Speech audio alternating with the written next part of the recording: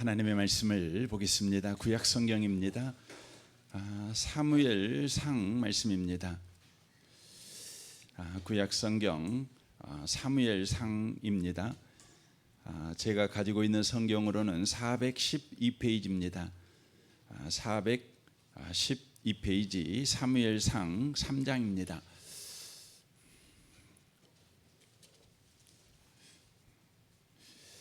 3장 1절에서 10절까지 기록된 말씀을 보겠습니다. 같은 목소리로 말씀을 읽겠습니다. 읽으실 때 하나님의 음성을 듣는 복된 시간 되시기를 바랍니다. 읽겠습니다. 아이 사무엘이 엘리 앞에서 여호와를 섬길 때에는 여호와의 말씀이 희귀하여 이상이 흔히 보이지 않더라. 엘리의 눈이 점점 어두워 가서 잘 보지 못하는 그때에 그가 자기 처소에 누웠고 하나님의 등불은 아직 꺼지지 아니하였으며 사무엘은 하나님의 궤에 있는 여호와의 전 안에 누웠더니 여호와께서 사무엘을 부르시는지라. 그가 대답하되 내가 여기 있나이다 하고 엘리에게로 달려가서 이르되 당신이 나를 부르셨기에 내가 여기 있나이다 하니 그가 이르되 나는 부르지 아니하였으니 다시 누우라 하는지라. 그가 가서 누웠더니 여호와께서 다시 사무엘을 부르시는지라. 사무엘이 일어나 엘리에게로 가서 이르되 당신이 나를 부르셨기로 내가 여기 있나이다 하니 그가 대답하되 내 아들아 내가 부르지 아니하였으니 다시 누우라 하니라. 사무엘이 아직 여호와를 알지 못하고 여호와의 말씀도 아직 그에게 나타나지 아니한 때라. 여호와께서 세 번째 사무엘을 부르시는지라. 그가 일어나 엘리에게로 가서 이르되 당신이 나를 부르셨기에 내가 여기 있나이다 하니 엘리가 여호와께서 이 아이를 부르신 줄을 깨닫고 엘리가 사무엘에게 이르되 가서 누웠다가 그가 너를 부르시거든 내가 말하기를 여호와여 말씀하옵소서 주의 종이 듣겠나이다 하라 하니 이에 사무엘이 가서 자기 처소에 누우니라. 여호와께서 임하여 서서 전과 같이 사무엘아 사무엘아 부르신지라. 사무엘이 이르되 말씀하옵소서 주의 종이 듣겠나이다 하니 아멘. 아멘. 함께 예배하는 모든 분들 가운데 이 말씀에 축복이 함께 하시기를 주님의 이름으로 축원합니다. 오늘 1절에 보면 아이 사무엘이 엘리 앞에서 여호와를 섬길 때에는 여호와의 말씀이 희귀하여 이상이 흔히 보이지 않았더라라고 말씀하고 있습니다. 지금 사무엘은 이스라엘의 그 마지막 사사에 바로 속한 사람입니다. 그러니까 사사 시대 때는 어떠했는지를 이 성경이 지금 이야기를 하고 있는데 여호와의 말씀이 희귀했다는 것입니다. 여기에 희귀했다는 말은 드물었다, 귀했다 이런 의미의 말씀입니다. 그러니까 하나님의 말씀이 거의 없었던 시대라는 것을 지금 묘사하고 있는 단어가 희귀하다는 바로 단어입니다. 그 뒤에 보면 이상이 흔히 보이지 않았더라라고 돼 있는데 이것은 하나님의 계시적 환상을 지금 말하고 있는 것입니다. 지금 이 사무엘 때에는 성경이 지금 없었을 때입니다. 그러므로 하나님께서 여러 가지 방식으로 하나님 자신을 계시하셨습니다.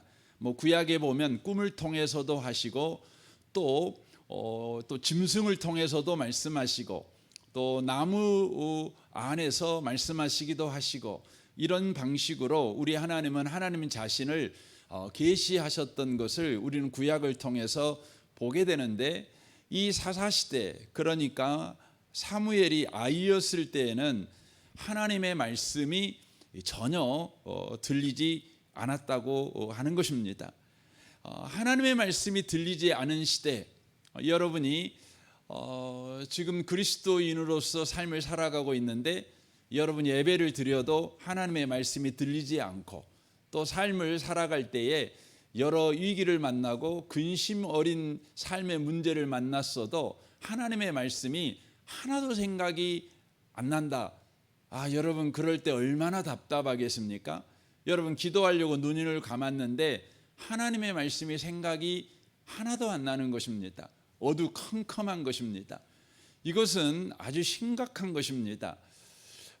사무엘상 2장을 보시면 하나님의 말씀이 없는 시대가 얼마나 비참한 시대인지를 우리에게 설명을 해주고 있습니다.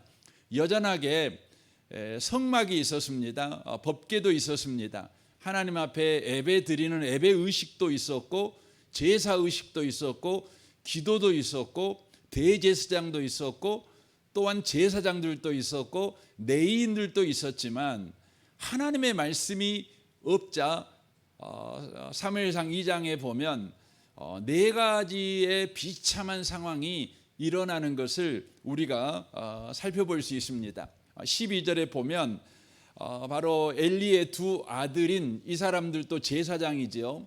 그런데 이들이 바로 도덕적으로 타락한 모습을 보여줍니다.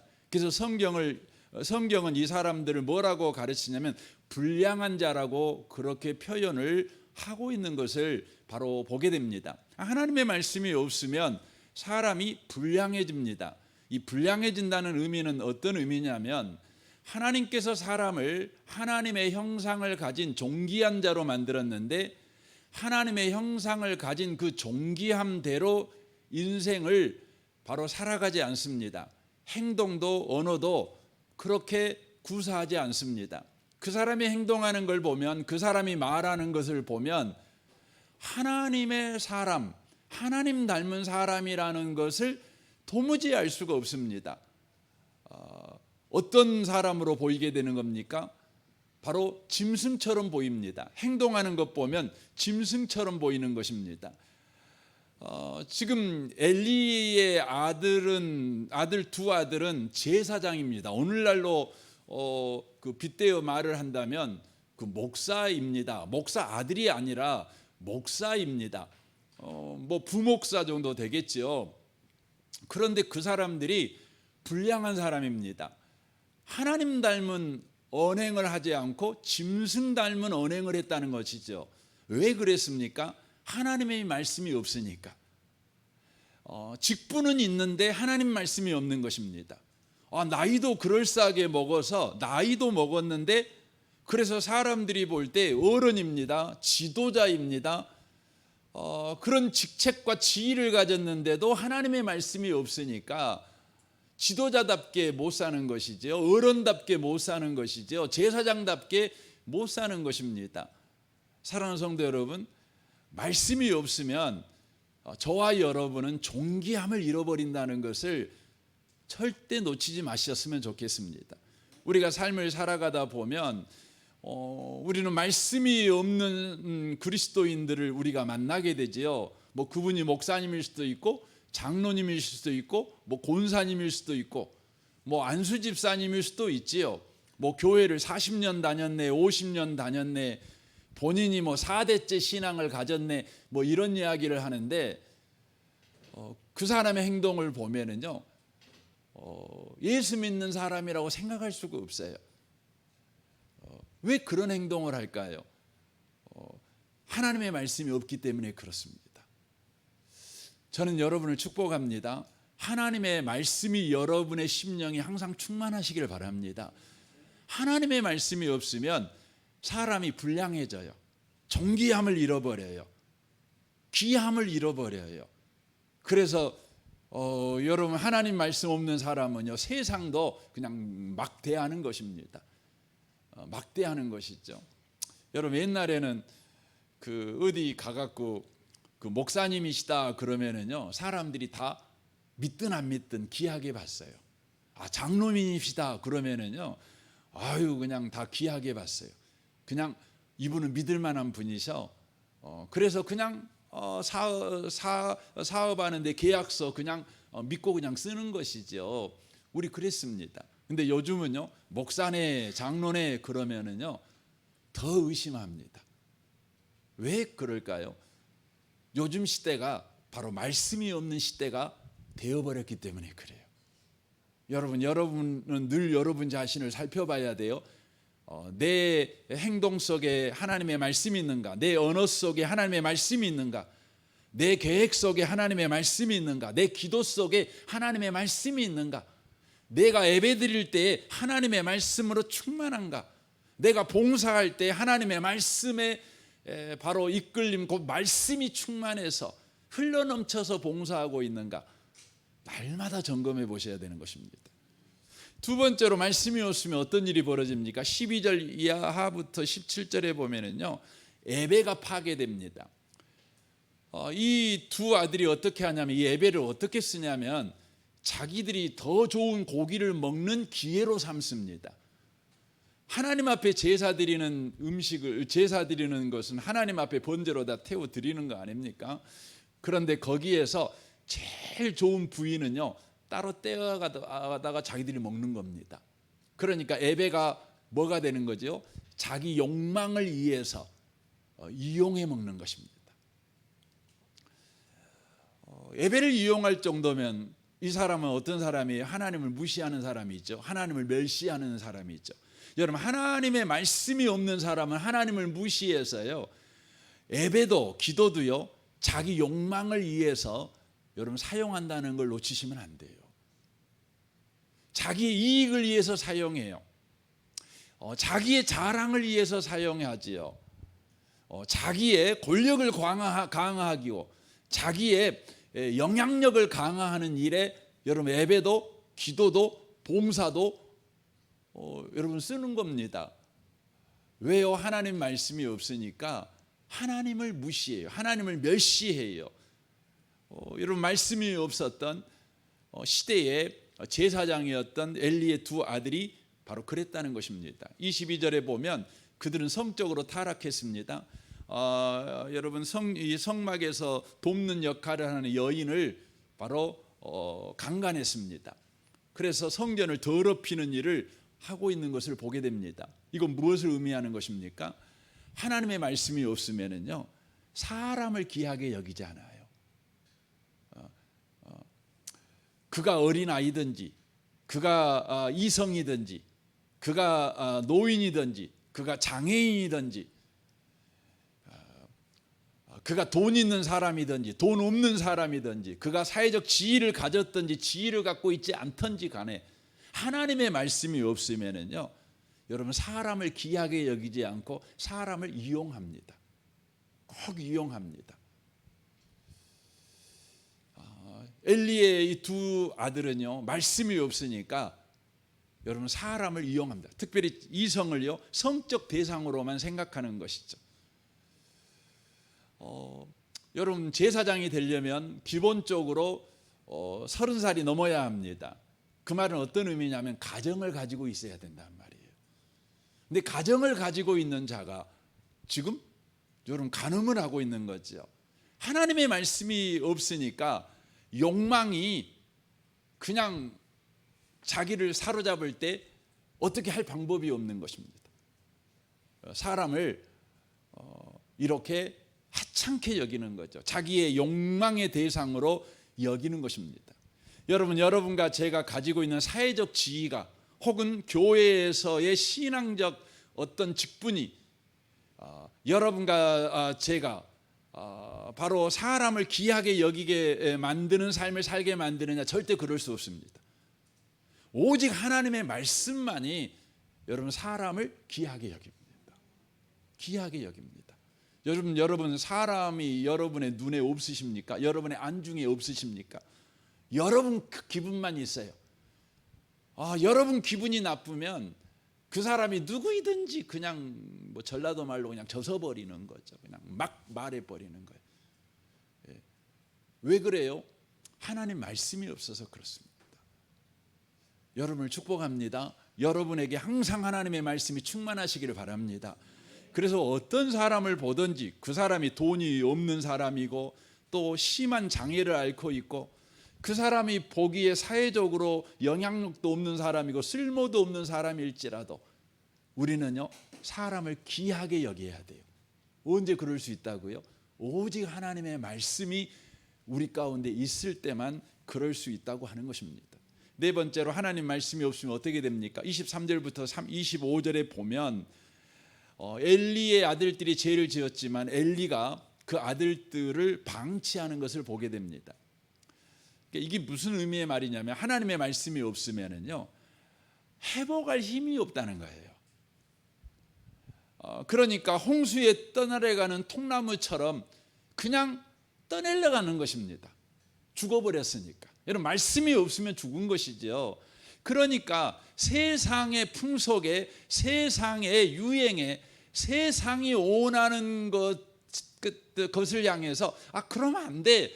이걸 우리가 알지만 그것을 거슬러 올라가는 연어처럼 살 수가 없는 것입니다. 통나무가 돼버렸으니까. 여러분 예수 믿는 여러분 홍수에 떠나려가는 통나무 되지 마시기 바랍니다. 강물을 거슬러 올라가는 연어가 되시길 바랍니다. 그러려면 여러분과 저에게 꼭 필요한 것이 있는데 그게 뭐냐면 하나님의 말씀이 있는 삶을 살아가셔야 된다는 것이죠. 하나님의 말씀이 없으면 안 돼요. 말씀이 없으면 안 돼요. 저는 그래서 우리 교회에 저는 성도님들이 항상 하나님의 말씀이 있기를 원해요. 그래서 저는 주일날 이렇게 말씀이 선포되면 그 말씀을 듣고 그냥 은혜 받고 말아버리라고 성도님들이 에게 설교하고 싶은 마음이 없습니다. 그래서 새벽에도 동일한 본문을 가지고 또 설교를 하죠. 제가 주일날 설교하고 나서 제가 설교한 원고를 전 성도한테 그냥 다 드립니다. 여러분 그런 분 없잖아요. 여러분 설교 원고를 통째로 두는 목사님이 몇 분이나 계시겠습니까? 그냥 여러분이 집에 가고 밑줄 그어 가면서는 아이고 목사님 이거 설교 틀렸네 이런 거 하면은 속상하잖아요. 그럼에도 불구하고 여러분들이 하나님의 말씀이 충만하기를 원하기 때문에 그냥 드리는 겁니다. 그리고 어떻게 해요? 새벽마다 또 반복하고 좀 더 깊게 설교를 하죠. 그리고 화요일하고 또 목요일에는 4분 설교 요약하고 이러면 다 또 보내줍니다. 그리고 대표 기도하신 분들한테 제가 부탁을 드리죠. 여러분 대표 기도할 때 여러분이 주일날 선포된 그 말씀을 가지고 산 그것을 하나님 앞에 고백하는 말씀으로 산 제사의 기도를 좀 했으면 좋겠다. 그래서 우리 교회 대표 기도하실 때 오늘 또 그렇게 기도하셨지만 주일날 선포된 그 말씀을 삶 속에서 살아낸 그것을 간증하는 그것을 찬양하는 그것을 고백하는 그런 기도를 하고 있는 것이죠. 사랑하는 성도 여러분, 말씀이 없다는 것은 다만 돈이 없다, 내가 직업이 없다, 내가 건강이 없다, 나 요즘 자식도 없어, 남편도 없어. 여러분 그것보다 비교가 되지 않는 심각한 문제를 가져온다는 것을 여러분과 제가 놓치시면 안 돼요. 그래서 이 성경은 이렇게 두껍게요. 하나님의 말씀이 있는 것과 하나님의 말씀이 없는 것이 어떤 인생을 살게 만들며 어떤 나라가 되게 만들며 어떤 가정이 되게 만드는가 어떤 세상이 되게 만드는가를 바로 역사적 사건을 통해서 구구절절 이야기를 하고 있는 것입니다. 여러분 배우자가 없이 산다는 게 얼마나 힘듭니까? 여러분 건강 없이 산다는 게 얼마나 힘듭니까? 돈 없이 산다는 게 여러분 얼마나 힘듭니까? 여러분 직업 없이 산다는 것이 또 얼마나 힘듭니까? 얼마나 힘듭니까? 그런데요 그 힘든 것과 비교가 되지 않는 그게 뭐냐면 말씀이 없는 삶인 것입니다. 사랑하는 성도 여러분, 여러분의 삶이 항상 말씀이 충만하시기를 주님의 이름으로 축원합니다. 왜 말씀이 없으면 이렇게 타락할까요? 여러분 그 이유를 저와 여러분이 꼭 아셔야 합니다. 말씀이 없으면 반드시 이렇게 타락합니다. 어떤 분은 그래요. 내가 주일날 예배 잘 안 드려도 내가 정신 차려서 내가 살면 뭐 내가 이렇게 타락하겠습니까? 이렇게 허언장담하시는 분이 계실런가 모르겠습니다. 내가 말씀하지 않아도 나는 원래 성격이 좋아요. 저는 좀 부지런합니다. 저는 태어날 때부터 저는 겸손합니다. 그러니 내가 말씀 좀 없다고 해서 내 삶에 무슨 큰일이 있겠습니까? 뭐 여러분 그렇게 생각하신 분 계실란가 모릅니다. 그러나 말씀이 없으면 반드시 여러분의 삶에 타락의 시대가 온다는 걸 꼭 기억하셔야 돼요. 왜 그럽니까? 왜 그러냐면 하나님은 반드시 말씀으로 일하시기 때문에 그렇습니다. 이 말은 어떤 의미냐면 하나님의 임재와 하나님의 일하심은 반드시 말씀을 통해 일하시기 때문에 말씀이 없다는 것은 두 가지가 없다는 거예요. 뭐가 없다는 거죠? 하나님의 임재가 없고 하나님의 일하심이 없다는 거예요. 그러니까 말씀이 없는 삶은 하나님의 함께하심과 하나님의 일해 주심이 없다는 것이죠. 그래서 여러분 성경을 보시면 하나님은 천지를 창조하십니다. 뭘로요? 말씀으로요. 여러분 하나님께서는요 우리를 인도하십니다. 어떻게 해요? 말씀으로요. 우리를 보호하십니다. 어떻게 해요? 말씀으로요. 여러분 우리를 먹이십니다. 어떻게 해요? 말씀으로요. 저와 여러분을 구원하십니다. 어떻게 해요? 말씀으로요. 여러분 하나님은 모든 창조와 보호와 인도와 구원과 이 모든 것을 뭘로 하시냐면 말씀으로 하십니다. 그러니까 하나님이 이곳에 우리와 함께 계시고 하나님이 일하신다. 그러면 반드시 하나님은 이곳 가운데서 창조의 일과 인도의 일과 보호의 일과 공급하시는 일과 구원의 일을 행하실 것인데 방식을 뭘로 하냐면 말씀으로 하십니다. 근데 우리의 삶에 말씀이 없어요. 그럼 하나님이 임재하지 않는 것입니다. 나는 고아가 된 것입니다. 나는 끈떨어진 연이 된 것입니다. 나는 우주의 미아가 된 것입니다. 여러분이 깊은 바다에 빠진 것과 똑같습니다. 내 삶에요 여러분 디딤돌이 사라져버린 것입니다. 여러분 박차고 올라가려면 디딤돌이 필요하잖아요. 여러분과 제가 집을 지으려면 반석이 필요하잖아요.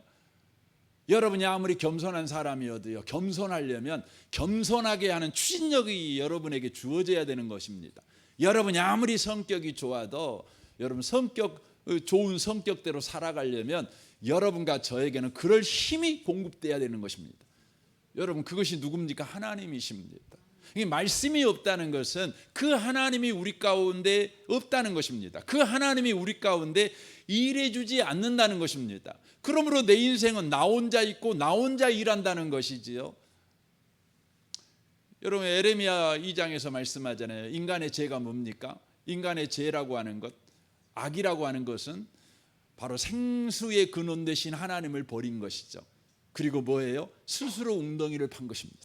그러니까 이 말은 이런 말이죠. 하나님 없이 혼자 살아가야 되는 것, 이게 악이에요. 이게 악입니다. 그러니까 말씀이 없다는 것은 바로 그렇다는 것입니다. 그때 여러분과 저는 이런 질문을 할 수 있죠. 왜 하나님은 꼭 말씀으로 일하십니까? 하나님이 임재하시고 하나님이 일하실 때 꼭 이 말씀으로 일하십니까? 하나님이 말씀 아니고 하나님이 그냥 주먹으로 일하셔도 되고 손바닥으로 일하셔도 되고 하나님께서 발로 일하셔도 되고 뭐 그럴 수 있는 거 아니겠습니까? 근데 왜 하나님은 꼭 말씀으로 일하실까요? 세 가지 이유가 있습니다. 그 첫 번째가 뭐냐면 하나님은 왕 중의 왕, 바로 하나님은 주권자이시기 때문에 그렇습니다. 하늘과 땅의 주인이 누구신가? 하늘과 땅의 왕이 누구신가? 모든 나라와 모든 역사의 모든 민족의 참된 왕이 누구신가? 바로 하나님이십니다. 그래서 디모데전서 6장 15절에서 이렇게 말합니다. 하나님은 복되시고 유일하신 주권자이시며 만왕의 왕이시며 만주의 주시오라고 말합니다. 그러므로 하나님의 말씀은 단순한 정보가 아닙니다. 왕의 말입니다. 그러니까 권위와 능력의 말씀이라는 것이죠. 여러분 왕은 뭘로 일합니까?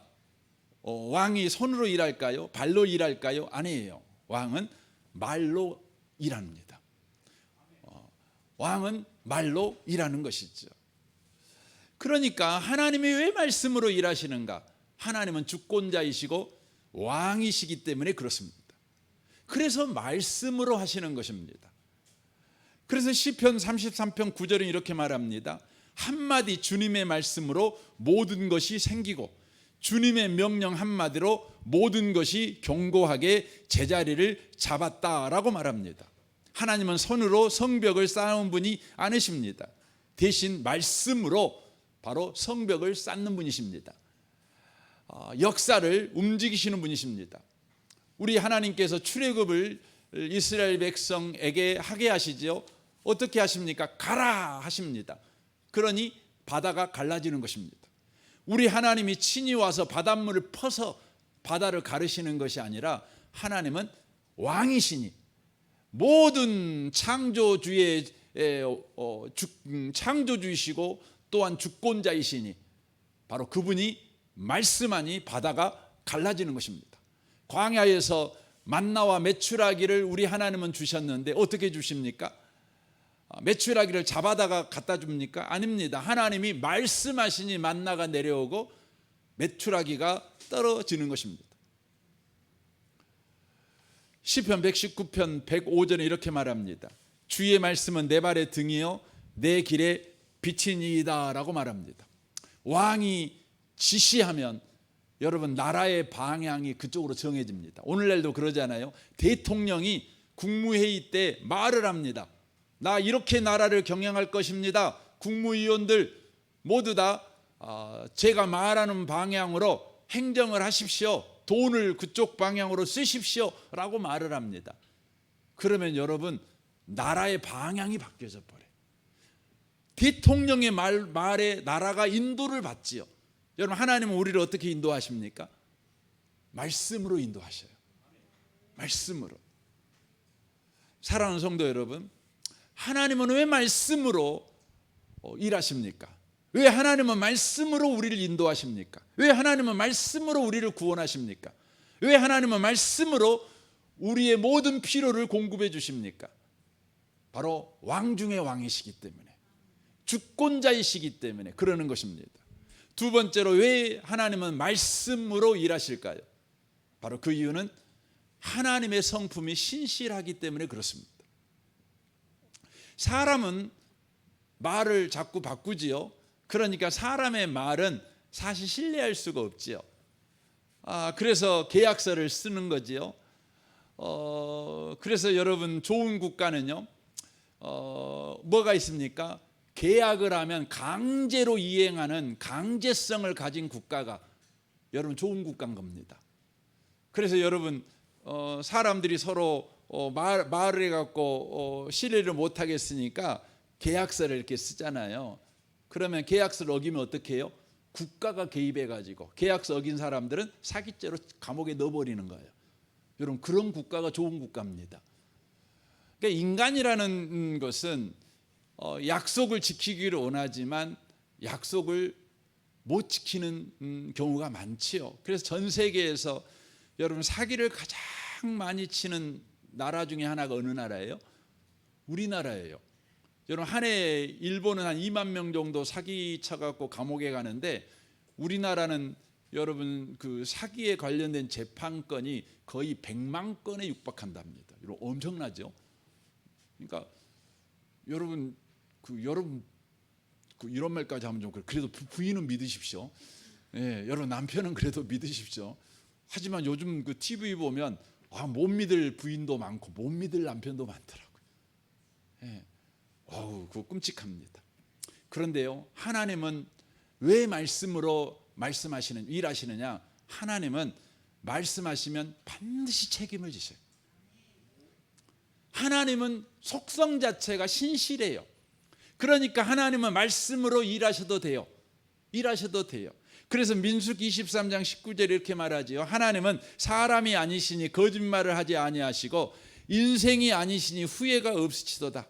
어찌 그 말씀하신 바를 행하지 않으시며 하신 말씀을 실행하지 않으시리야라고 말씀합니다. 하나님은 말씀하신 대로 반드시 이루십니다. 그러니까 하나님의 신실하심이, 이 신실하심이라는 것을, 신실하신 하나님을 우리는 뭐라고 성경에서 칭호하냐면 바로 여호와 하나님이라고 칭호합니다. 이 여호와 하나님이라는 의미는 무슨 말이냐면 바로 모세에게 말할 때 나는 나다 이 말이잖아요. 나는 스스로 존재하는 자다 이 말이죠. 그러니까 나는 어떤 환경, 어떤 조건, 어떤 사람 앞에서도 또 어떤 시대에도 나는 하나님이기를 포기하지 않는 하나님이다.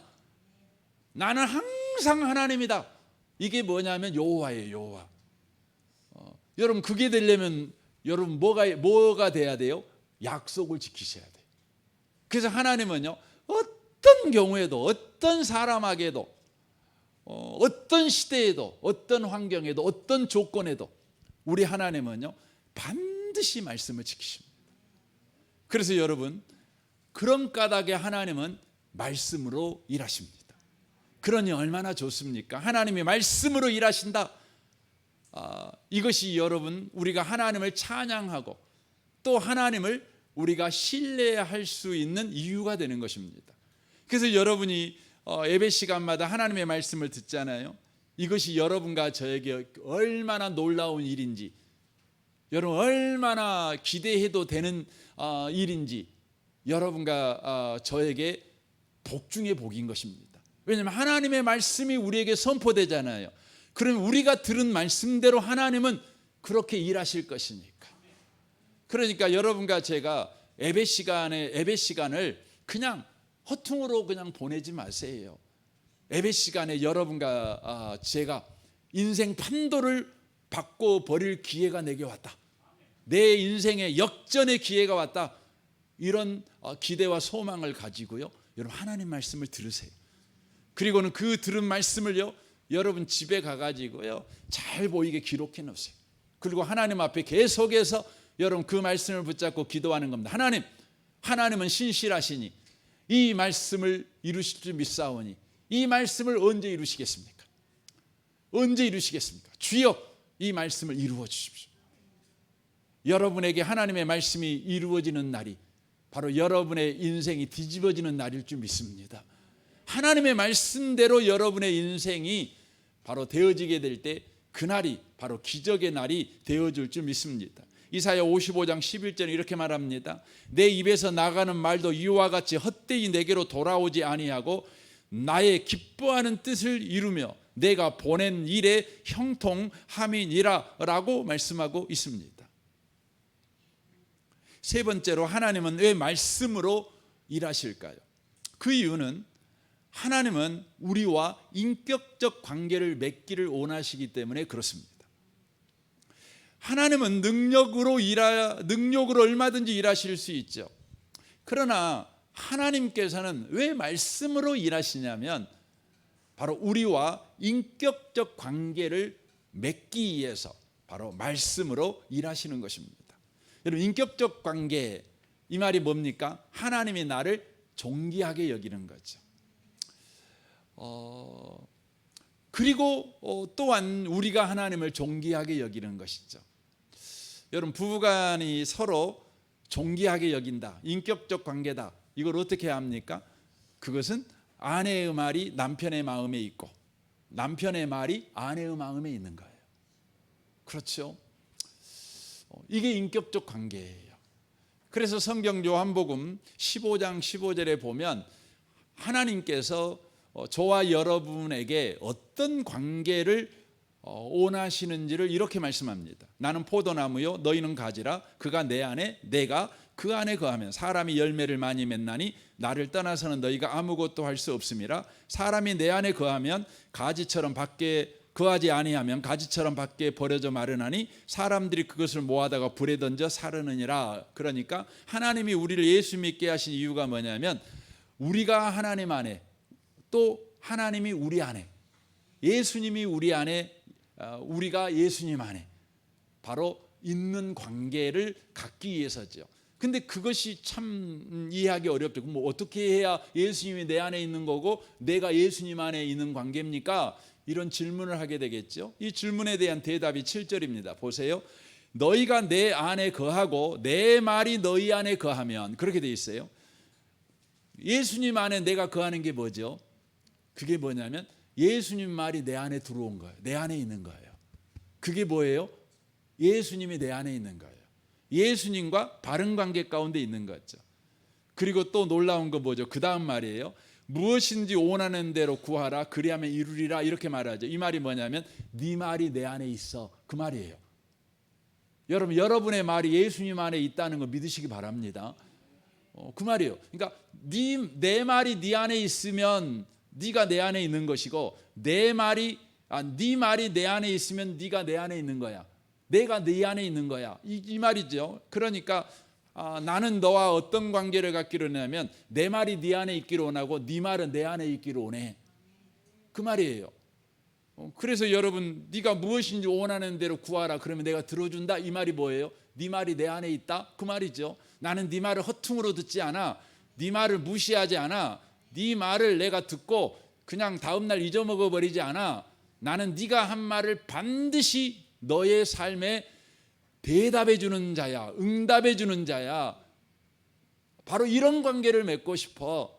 그러니 너도 내 말을 무시하지 말고 내 말을 네 안에 담아. 그리고 그 말씀을 따라서 살아가. 그 말씀에 순종해. 그 말씀을 귀하게 여겨. 그 말씀을 소망으로 삼아. 그 말씀을 기뻐해. 그 말씀을 삶의 양식으로 삼고 그 말씀을 삶의 무기로 삼고 살아봐. 그러면 무슨 일이 된다는 거죠? 열매 맺어. 이렇게 말씀하는 것입니다. 왜 주님이 말씀으로 일하십니까? 바로 우리와 인격적 관계를 맺기 위해서예요. 여러분, 주님이 말씀하실 때마다 여러분의 마음에 주의 말씀이 있기를 바랍니다. 또한 여러분이 믿으시기 바랍니다. 여러분이 말한 말이 다 주님 마음에 있다는 걸 꼭 믿으시길 바랍니다. 여러분, 세상에 여러분 말 귀하게 들어주고 끝까지 들어주고 여러분 그런 분이 몇 명이나 있겠어요. 아무리 여러분이 사랑하는 여러분의 배우자라고 할지라도요, 여러분 말을 10년 20년 이렇게 담고 있지 않아요. 그냥 귀찮으니까 그냥 알았어 이렇게 하지만 다 잊어먹고 삽니다. 그런데 우리 예수님만은 안 그래요. 그 증거가 뭡니까?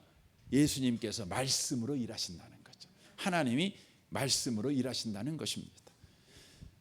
시간이 많이 가서 오늘은 여기까지만 이야기를 하렵니다. 제가 지금 3장 1절에서 하나님의 말씀이 없는 시대와 하나님의 말씀이 없다는 것이 뭔지, 그리고 왜 하나님은 하나님의 말씀대로 일하시는지 이 부분에 대해서 오늘 말씀을 드렸습니다. 다음 주에는 하나님께서는 이런 시대에 하나님의 말씀이 있는 세상을 만들기 위해서 하나님이 한 가지 일을 하십니다. 그 일이 뭐냐면 바로 사무엘에게 하나님이 말씀하셔요. 하나님의 말씀이 있는 세상을 만들기 위해서 하나님이 직접 세상을 향해서 큰 소리로 말씀하지 않고 한 사람을 불러요. 그리고는 그에게 말씀하셔요. 그리고는 그 사람을 통해 하나님의 말씀을 세상에 전하게 하셔요. 이제 이 영적 원리를 다음 주에 좀 배워보도록 그렇게 하겠습니다. 오늘 여러분 꼭 기억하십시오. 하나님은 말씀으로 일하십니다. 그런 말씀이 없으면 하나님이 없는 것입니다.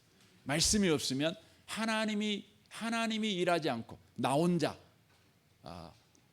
내 힘으로 살아가야 되는 끈떨어진 인생이 되는 것입니다.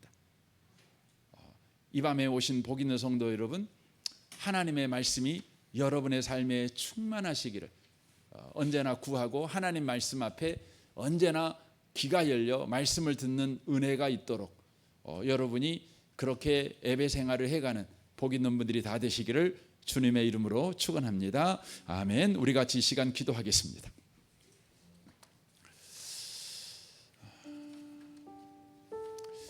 오늘 말씀을 우리 생각하면서 말씀이 없는 삶의 비참함, 사실 사사시대에 이런 일이 일어났는데 오늘날 우리가 이런 시대인 걸 보게 됩니다. 그래서 이 시대가 어떤 시대입니까? 하나님 말씀이 없는 시대입니다. 말씀이 없는 시대입니다. 사람들이 존귀함을 잃어버리고